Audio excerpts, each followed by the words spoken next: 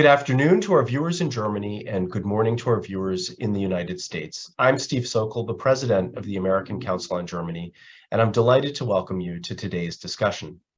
While it was widely anticipated, the Russian withdrawal from Kherson undeniably was a huge setback for Moscow.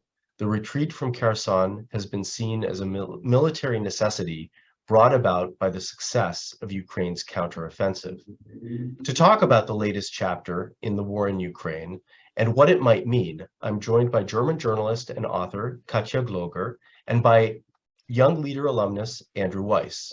He's the James Family Chair and Vice President for Studies at the Carnegie Endowment for International Peace. Katja, herzlich willkommen, and Andrew, welcome. It's great to see you both. Thank you for having us. And thanks for using the word young in a sentence about it. See, this is good. This is good. And leader. These are all important words, right? I also want to point out that today's discussion is part of the series In Focus, Russia's War in Ukraine, which is organized by the ACG together with the Tennessee World Affairs Council. And I want to thank the Tennessee World Affairs Council for partnering on today's event. Katja and Andrew, I thought we could start by talking about what Russia's withdrawal from Kherson means for the war in Ukraine. This is the third big retreat since the offensive began after Kiev and Kharkiv. And with this withdrawal, Russia seems to be admitting a battlefield defeat and has conceded that it cannot maintain occupation of or control of Kherson. Does this mean that Russia is losing the war? I mean, if I start with a thought, and first with many thanks to you, the American Council in Germany and the Tennessee World Affairs Council for having us today and talking about a war in the middle of Europe. Certainly, the retreat from Kherson is a big military defeat for the Russian army, and it's a personal defeat, you might say, also for Russian President Putin, who apparently had given the order a couple of months ago to hold Kherson at almost any cost possible. So while this is an important victory for Ukraine, also strategically, it does not mean that the war is over. Not at all. Still, Russian troops are controlling about 15% of Ukraine's territory, including Crimea.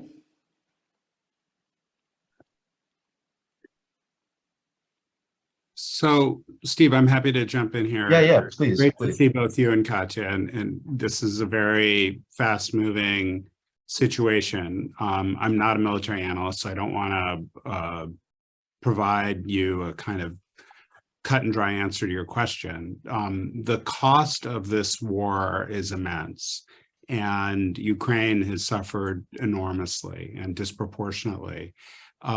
Whether they are going to be able to sustain the momentum that we've seen so dramatically since the counteroffensive began at the end of August is the big question right now. And we're chasing winter. So when you look at where the long line of contact is, which stretches for hundreds of kilometers from one part of Ukraine down to the border with Crimea, it is going to be very challenging for the Ukrainians to get the Russians out of their country overnight. This is a long-term challenge that's going to be fought for and very costly by the people of Ukraine. And I have no doubt that they're going to keep going and that they're going to keep pushing. At what cost is really hard to gather at this point. And I look at the collapse of Russia's offensive to seize Kyiv in the first months of the war, first weeks and months of the war, then the failure of the strategy to seize the Donbass, which was Plan B, and then the very costly effort by the Russians to hold on to the city of Kherson and the parts of what are called the right bank, but essentially west of the Dnieper. All of this has been extremely costly for the Russians in terms of morale, in terms of international reputation, and blood and treasure. So it has also been very costly for the Ukrainians. And I just would remind folks that we had seen the campaign for seizing the right bank get bogged down. And it was much more of a slog than what happened in Kharkiv, where basically the Ukrainians were pushing on an open door because the Russian lines were so thin. But this has been very costly.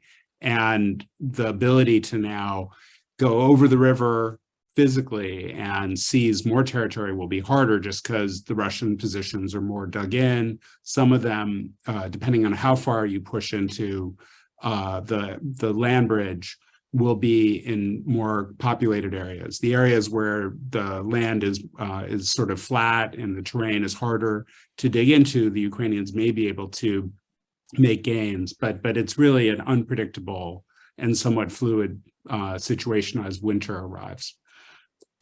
This war appears to or has all the prerequisites, it seems, to sort of drag on. And as you said, there's a lot of uncertainty about how this might proceed and how it might continue.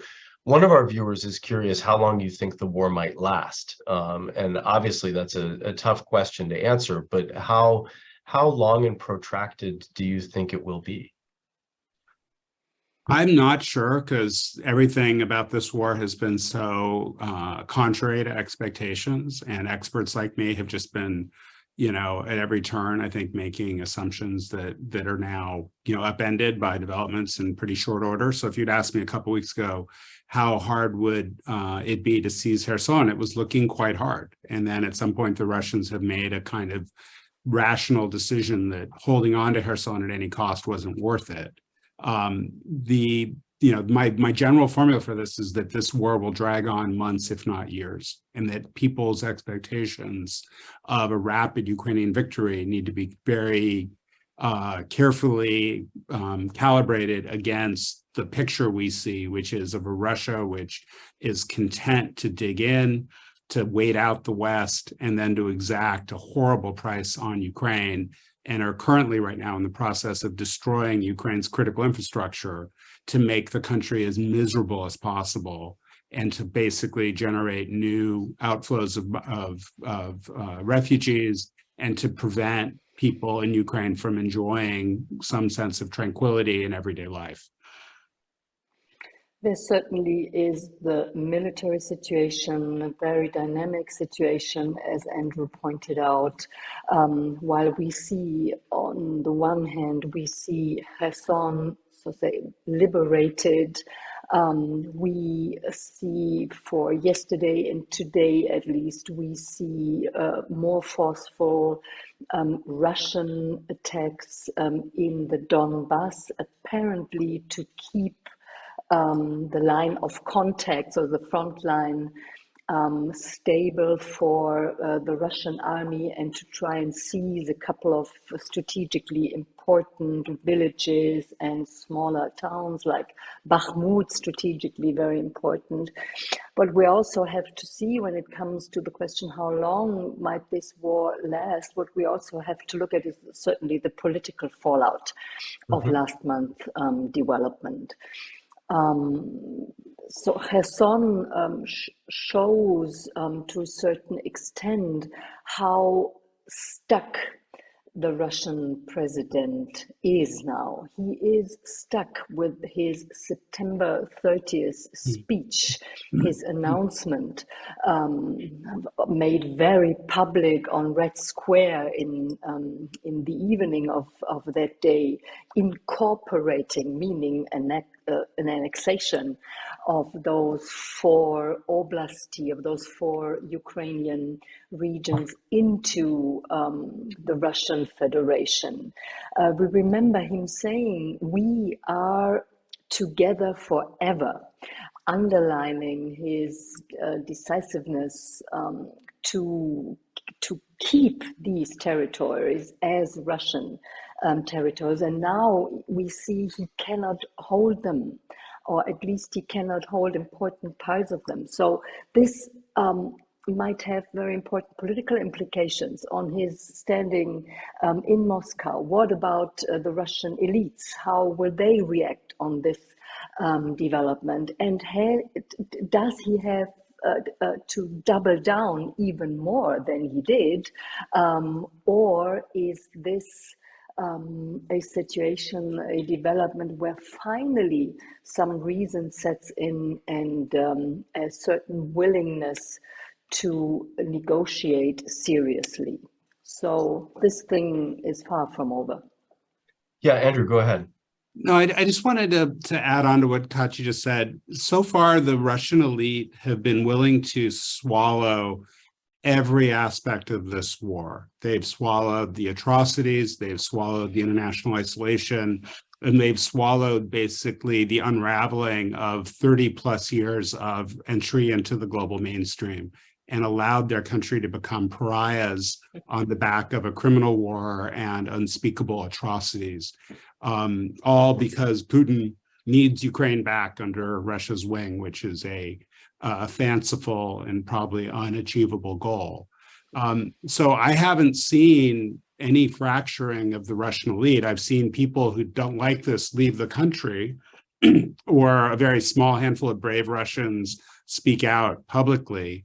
But from the Russian elite, I see silence and complicity for the most part, and it's a really sad spectacle. So I don't expect much pressure on Putin to stop, and I've yet to see anyone who really matters in the Russian political system say, I can't take it anymore, I'm out of here. You, Mr. Putin, are a criminal, and I don't want to besmirch my name or my reputation by associating myself with your criminal war. Like, there literally have been no major defections. There's no one, there are no brave people in the Russian elite who have taken that approach. I see silence and acceptance. Let me maybe fold in. Yeah, go ahead, Katja. Go ahead. Just one thought.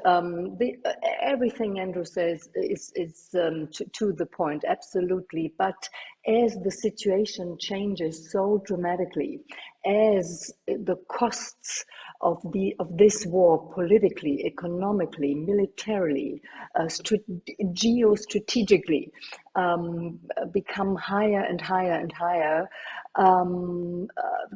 there might be more resistance from the so-called business or pragmatic part of the Russian elite, looking ahead to a very important date, which is election day in 2024. Whether they will try to convince Putin at a certain point maybe not to continue. This is not clear at the moment so far. At least publicly, they have been silent, or a couple of them who left the country and prefer life in their London townhouses. Putin also faces mounting pressure from the so-called pro-war camp in Russia, the even more hawkish people than Putin is. We have them heard speaking up, people like Prigozhin, the head of the Wagner Group, people like Kadyrov, the head of the Chechen Republic. We have been reading and hearing Alexander Dugin, the prophet of the final fight between the East and the West, between Russia and the United States, speaking up yesterday and saying Kherson was the last, the last step. It ends here. We cannot afford to lose any more territory, or we cannot risk any more defeat. We really have to start fighting back in a real war, as he puts it. So you see, there is movements in Russia, in the political realm in Russia as well. So since we're talking about what's going on in Russia and sort of the public sentiment there, we've gotten a couple questions from viewers that relate to that. One of our viewers is curious whether there's anything that Russian citizens who are against the war can do to stop the war. Another viewer wants to know if there's any way of really truly knowing what the quote Russian elite think and whether they can sort of communicate in some way or other without fear of being arrested. Do either of you have any thoughts on sort of what's going on under the surface in the Russian public? Maybe, Andrew, I take on the question about Russian citizens, what they can do. Russian society is an atomized society. There is no real or strong civil society in a sense that might get organized to speak up or even to protest against a very repressive regime. A regime, by the way, that is becoming more repressive by the day. With martial laws in the so-called new territories, with so-called special regimes in Russian region that gives the police and the secret police, the secret services, even more power. So to speak up, to protest, and to get organized is almost impossible in Russia today. You see people protesting, so say, with their feet. The latest numbers we have is that about 700,000 people left Russia or only to Georgia within the last month. Certainly many of them who wanted to escape a possible mobilization. But we see many hundreds of journalists that had to leave the country and now try to speak up from exile, wherever they may be, in the Baltic states, here in Berlin, trying to inform the public via telegram in their language. So, you know, you have these voices, but so far I would not see them as a real danger or threat to the Russian president and his system. On the fear issue, I believe that the level of fear is really high, and it's a regime that trades on demonstrating its ruthlessness and not having to do things in large numbers. So it's not China with its massive police apparatus. It's a place that uses one or two really sadistic examples to show people that you can be confident that if you speak out or you confide in someone privately, that there's a cost to pay. And so the two or three sadistic examples that I think resonate the most are the recent rape of a poet in custody. And then after he was raped by police, he went out publicly and talked about it. And so you only need to do something like that once, as horrible as it sounds, to send a message that, you know, nobody is safe and that there are no limits on what the authorities will do to you if you are too audacious. And then we have these mysterious deaths of people falling out of windows. And you can imagine how anyone in a comfortable position in the corporate world or inside government knows that traitors are not going to be smiled upon, and that there is no platform from which you are immune from pressure. And then we have the spectacle of these creatures of the regime, like the ones Katja mentioned, the leader of Chechnya and the leader of this quasi-private mercenary outfit. So I'm talking about Ramzan Kadyrov and Yevgeny Prigozhin. In many ways, those are the jackals who are not there to put pressure on Putin. They are there to glorify that they are true believers in his wisdom, and they deserve more stuff and more budget and more acclaim for fighting in his name. So we see competition within different groups around the regime, some of which are state actors, some of which are quasi-state actors, but are deniably independent of the Kremlin, even though they actually aren't.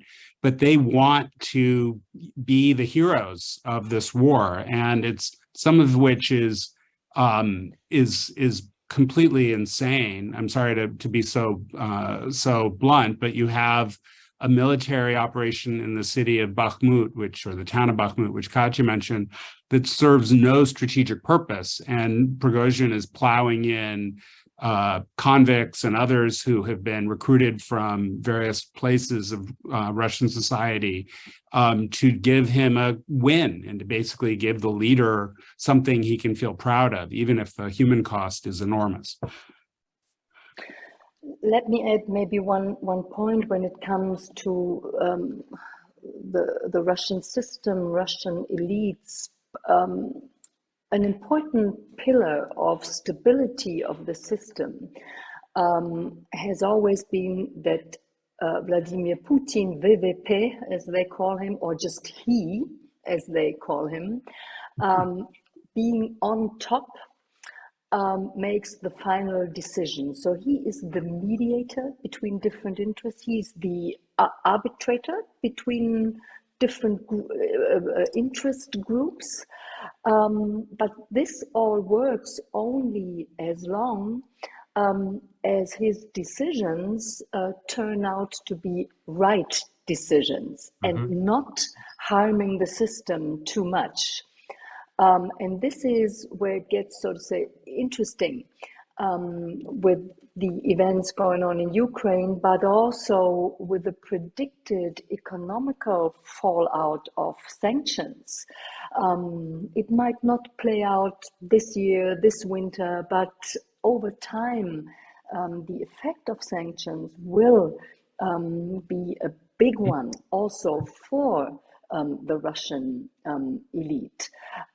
So we might see, and I'm very cautious here, but we might see a development where Putin's position as being really the one and only, as long as he wants to be the one and only, that this is not 100% clear anymore.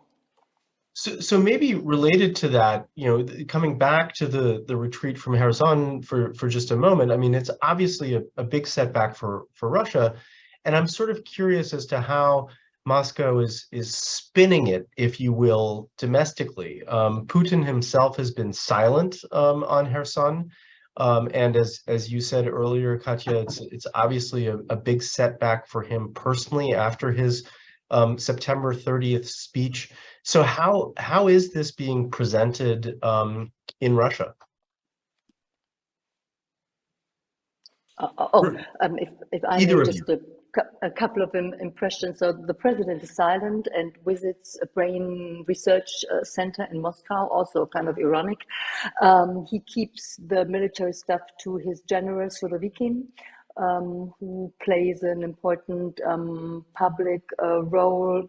If you watch television, it's the spin is, the narrative is, this was a necessary situation and development because our generals, they care for the Russian soldiers. They want to spare the life of the Russian soldiers and the Russian army on the one hand, and the other narrative is people finally stop complaining, stop whining, go and fight and do your duty for the motherland and for the president. So this is my impression from what I see and watch on television and read on Twitter and on the Telegram channels. Andrew.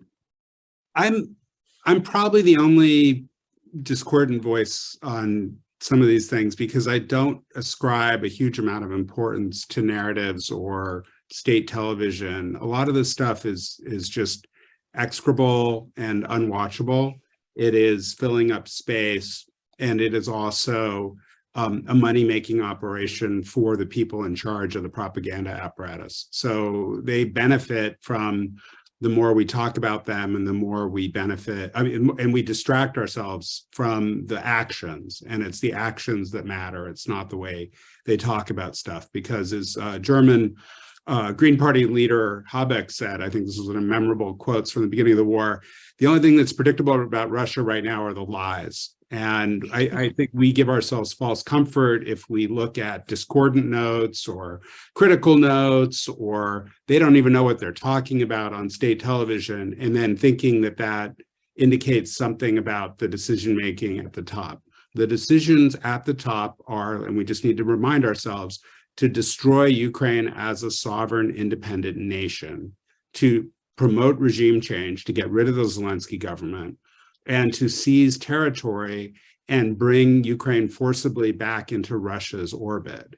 That's the goal. And there have been, some fallback positions that Putin and others have been pushing at every turn, which are to say, well, if we can't have those maximalist things, let's have the Ukrainians agree to a ceasefire now, give us control over the parts or all of the regions that Russia has annexed or now claims, and we'll just kind of move on, as if that and there'll be sanctions relief or other rewards for Russia doing that. And it's raises questions in my mind of would anybody want to take that deal? Would anyone in Ukraine survive politically from taking that deal? I'm sure they wouldn't, given the atrocities and all of the bloodletting. And would anyone in the West be fooled into thinking that this is anything other than a pause while Russia regroups and gets ready for another round of seeking those maximalist objectives? Anyways, I know that's not the question about the media, but I think it's really important for us to stay focused on what the actual goals of Russian policy are, and to reckon with them, because they're pretty uncomfortable, and they force us into doing things, we the West, that cost a lot of money and that are going to be enduring long-term security challenges that we'll all have to confront, just as we did, for example, during the Cold War, where it wasn't our choice to be in this dynamic with the Soviet Union, but it was thrust upon us. Andrew, that's actually a really good segue, thinking about Russia's orbit, to bring in a question from one of our viewers who recently visited the Republic of Georgia. And he writes that while the government and Georgian oligarchs have links to Moscow, do you think Putin's failure in Ukraine might lead countries like Georgia to seek closer ties to the West? And if they do, how should Europe and the United States respond? I don't know if either. So Katja, why don't you go first, and then Andrew can weigh in. So just one thought. We've been seeing during the last weeks that Russian influence, Russian control over events, let's say in Central Asia, partly also in the Caucasus, the conflict, Azerbaijan, Armenia, that this influence and control has been fading away a little bit. Everybody was quite surprised by a very emotional speech of the Tajik president during the last Central Asia summit, where he openly complained in Putin's presence that Putin should not play down these smaller countries like Tajikistan, and criticized the Russian president quite heavily. This is unknown pictures for many, many years. So there is a certain risk that the Russian influence as keeping stability, keeping stability in Central Asia and in the Caucasus is fading away. And this might open a door for other actors, for example, for the European Union when it comes to mediating the conflict in Azerbaijan and Armenia. At least there has been more activity from the side of the European Union recently. All I can say is unbelievable drain on Russian resources and power that the war has created is opening up vacuums in and around its periphery. And those vacuums are not going to be filled by the Russian military, which has its hands full in Ukraine. And in fact, we've seen Russia, for example, move units away from the eastern part of the country along the border with China. And because the border with China is so stable, they don't have to worry about the fact that that border is essentially unguarded.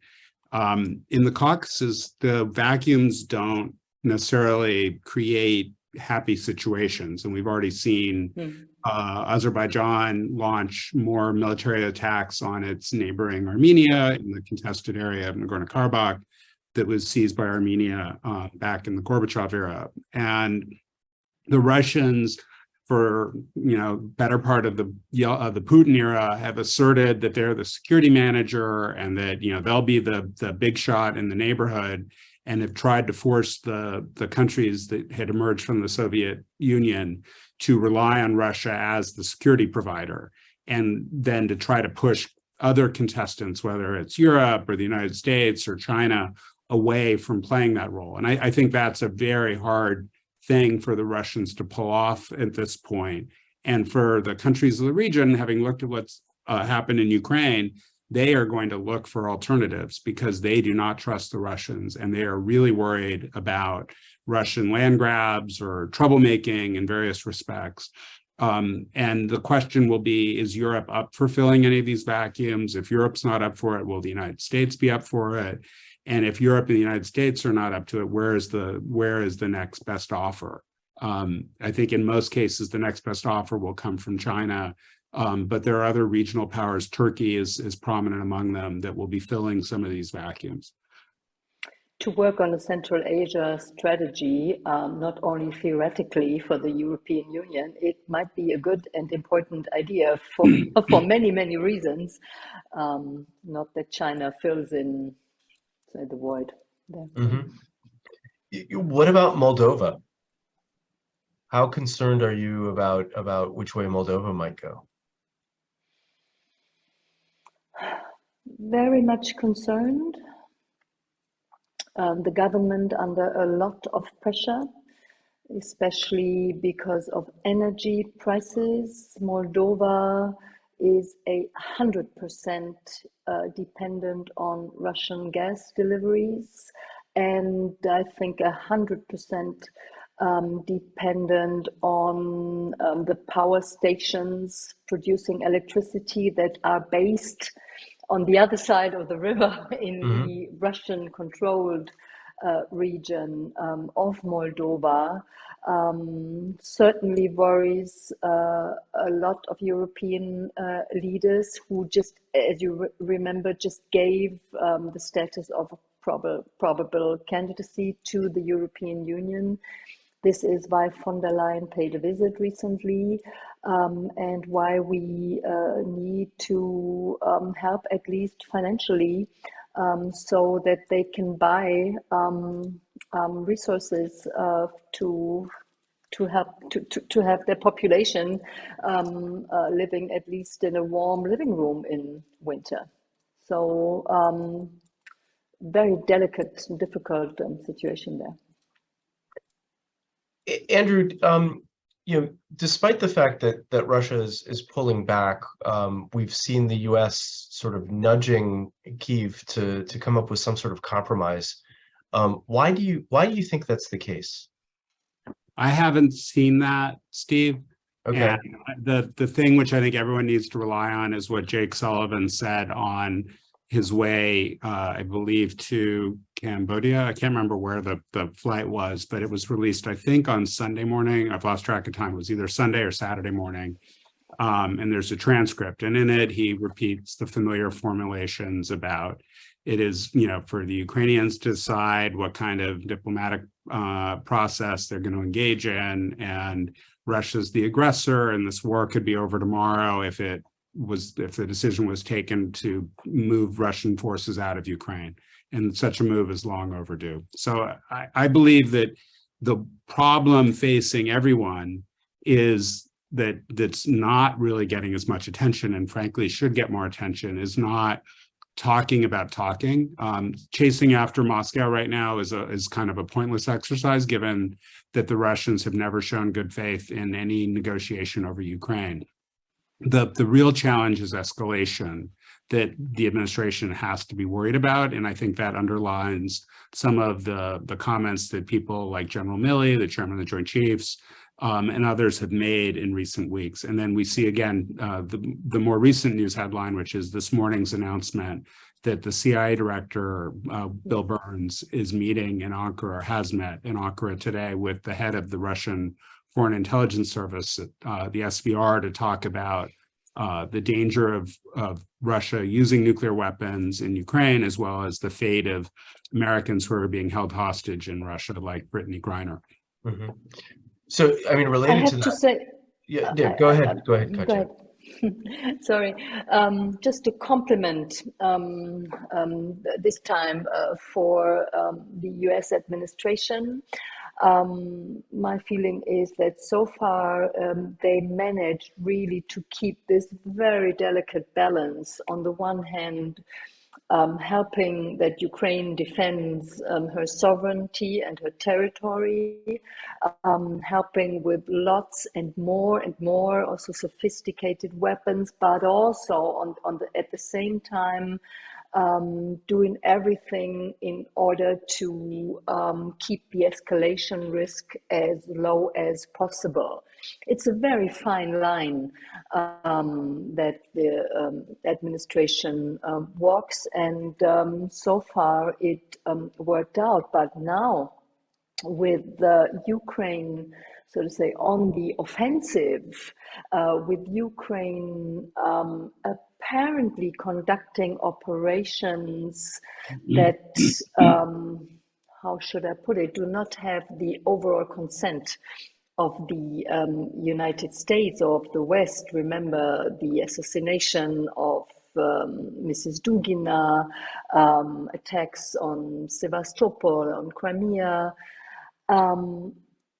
So now we are entering the very, I think, dangerous and delicate phase of what could be defined as a position of strength for Ukraine to be ready to start talking.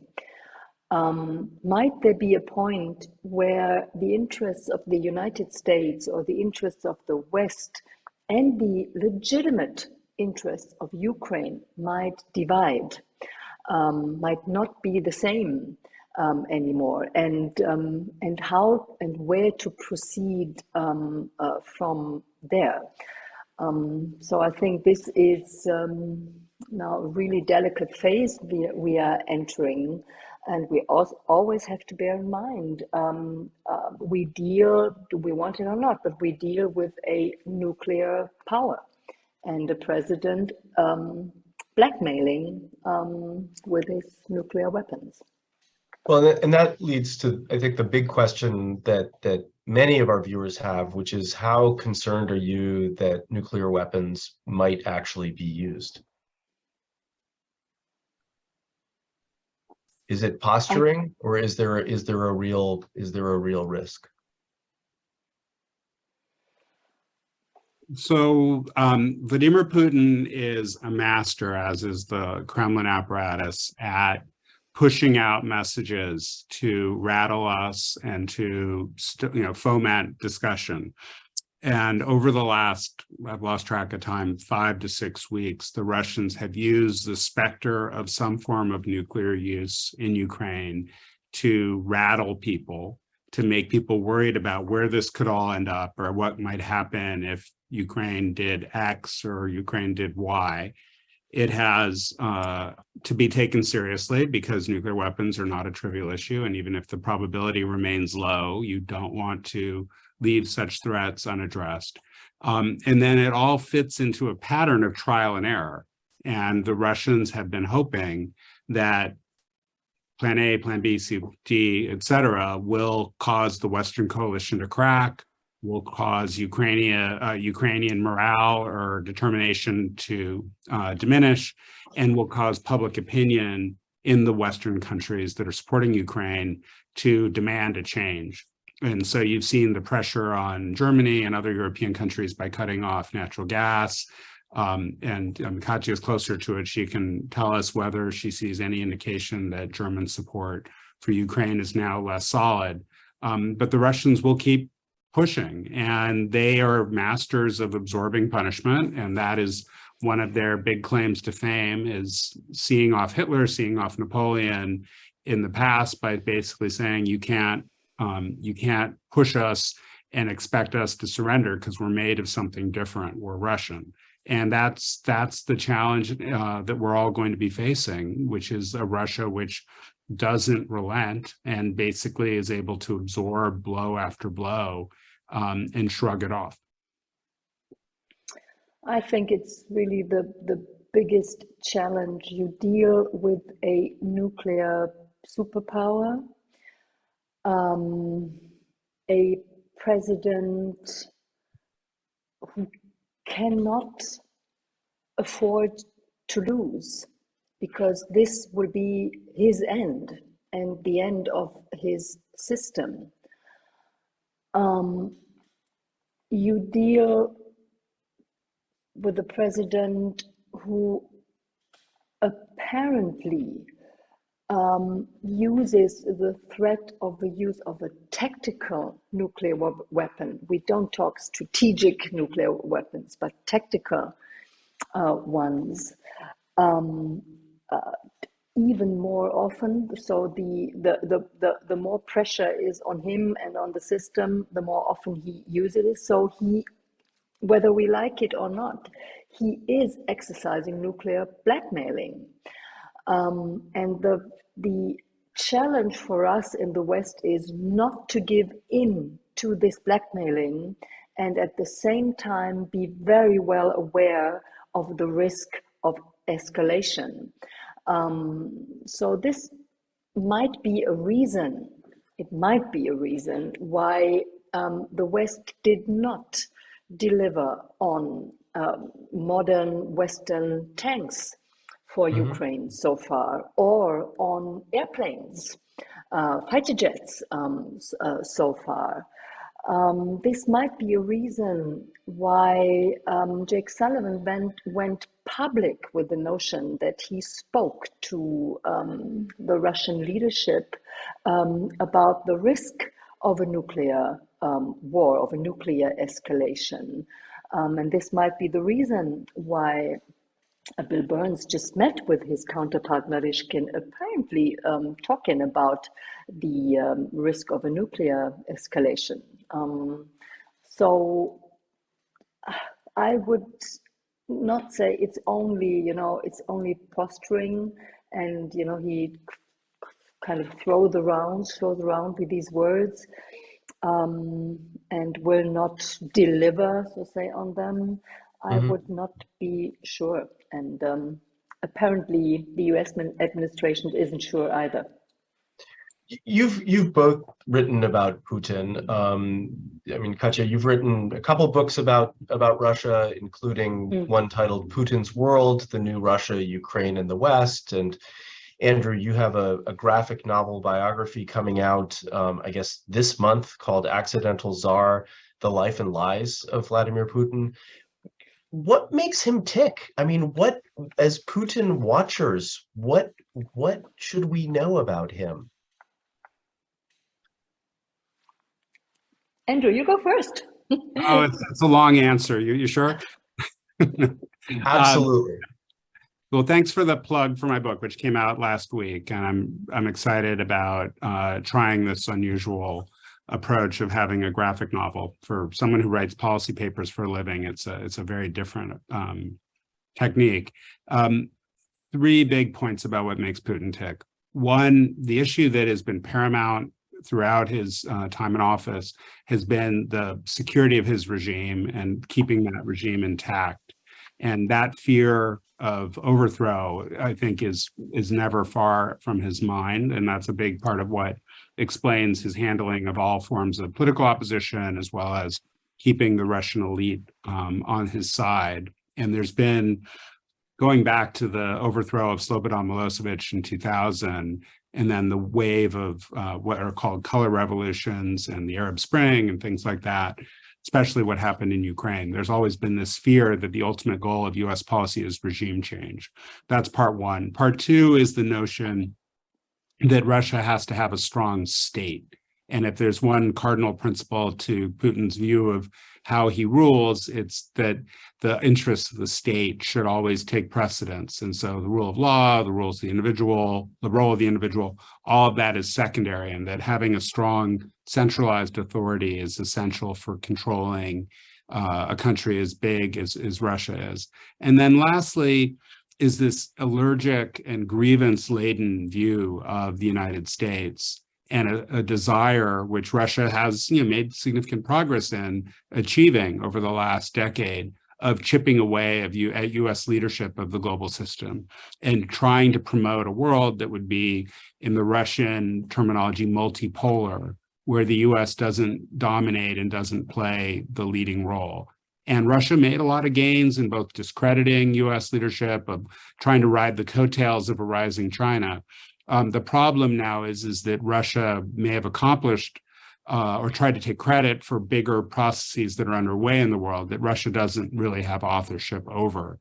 And as Russia becomes more isolated, weaker, and somewhat poor as a result of this war, it's not totally clear where Russia fits into that new constellation. Putin became convinced at some point, and I think it's part, so to say, of his political identity. I mean, I'm not a psychologist, and I don't read, his soul, other than a certain U.S. president at a certain time. But part of his political identity became the notion of revenge for the humiliation of Russia after the fall of the Soviet Union, revenge towards the West, especially towards the United States, and to build Russia as a great power again with all means possible, be it war, be it economic pressure, be it disinformation, be it mingling in elections in the United States, and be it on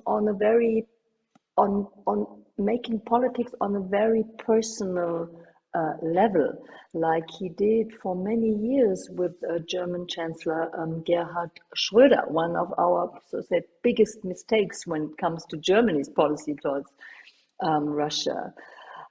So re-establishing Russia as a great power, almost like not even in the 19th, but like in the 18th century. So this became, so to say, part of his political identity, and even more so, it's added with notions of Russian ethnicity. So the security of the Russian people, to bring them back into the motherland. And it's added with the notion of so-called true Orthodox, conservative, family-oriented, patriotic values. And apparently he sees all this incorporated in a Russia he wants to build. The tragedy, one might say, is that this great Russia is about to lose everything with this war in Ukraine. Against Ukraine. It's not a war in Ukraine. It's first and foremost a war against Ukraine. And I'm wondering whether there will be, the big books be written about him, and pictures being painted of him when at some point he leaves his post. So related to these questions around isolation for Russia in the global community, I mean, there was some interest, attention being played to whether or not Putin would actually show up in Bali for the G20 summit. It's fairly clear at this point that he's not going to be there. Does this sort of isolate him even more? Can you talk a little bit about what his presence there or lack of his presence there would have or could have contributed to in terms of conversations, discussions? I have just two thoughts. On the one hand, he and or the people around him certainly underestimated the unity of the West when it comes to his war against Ukraine. On the other hand, it's not that the whole world is united against Russia.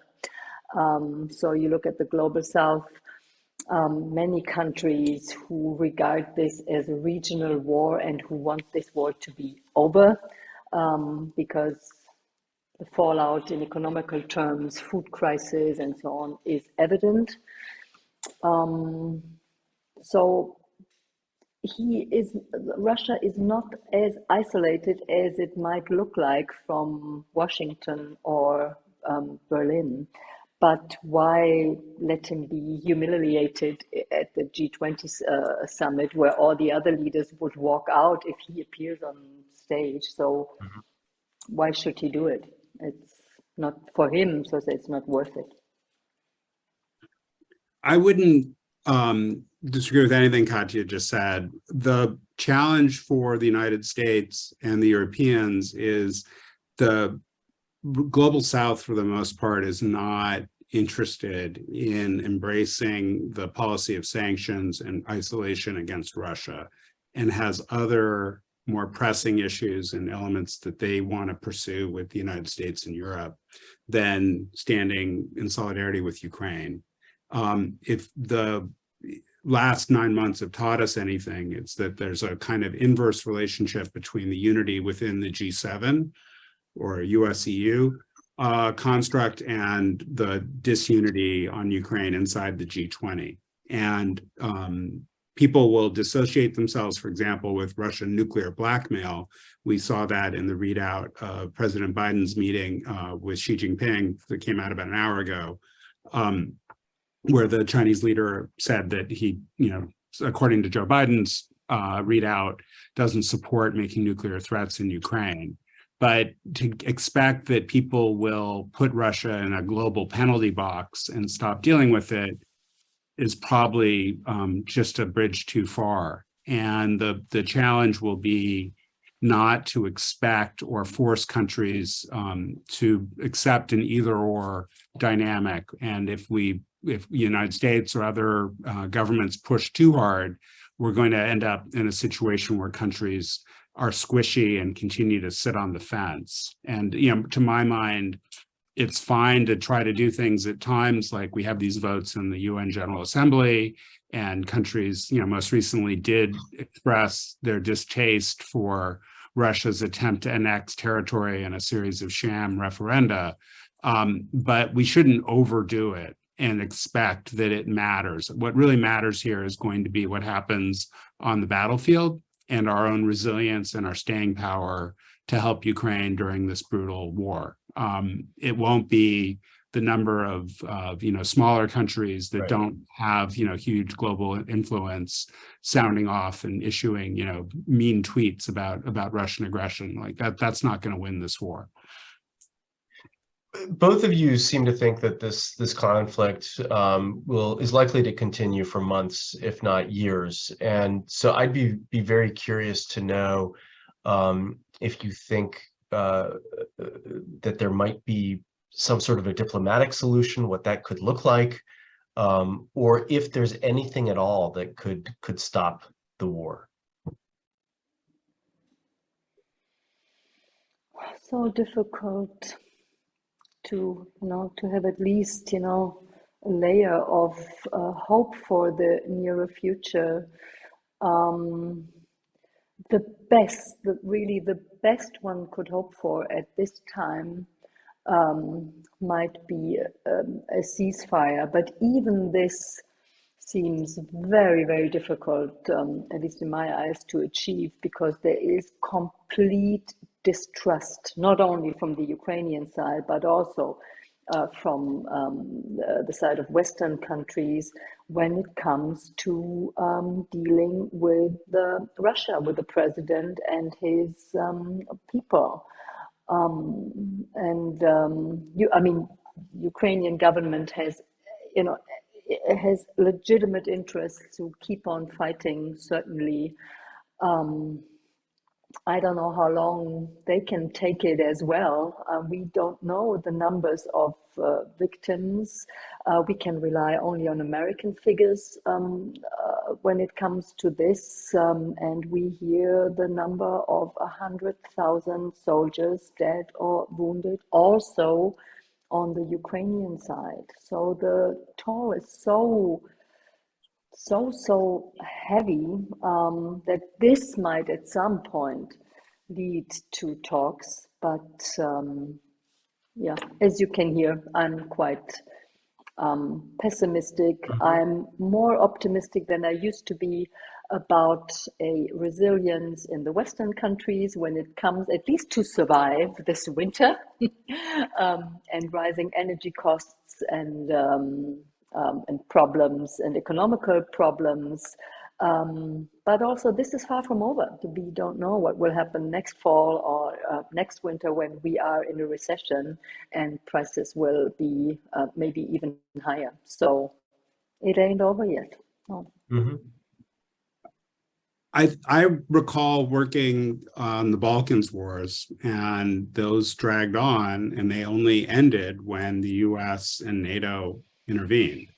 And I believe Joe Biden is serious when he says that one of his core principles here is that the US should not go to war in Ukraine and should not find itself in a direct military confrontation with Russia, given the dangers that such a direct confrontation would present. And that is unsatisfying to people who would like the war to end tomorrow.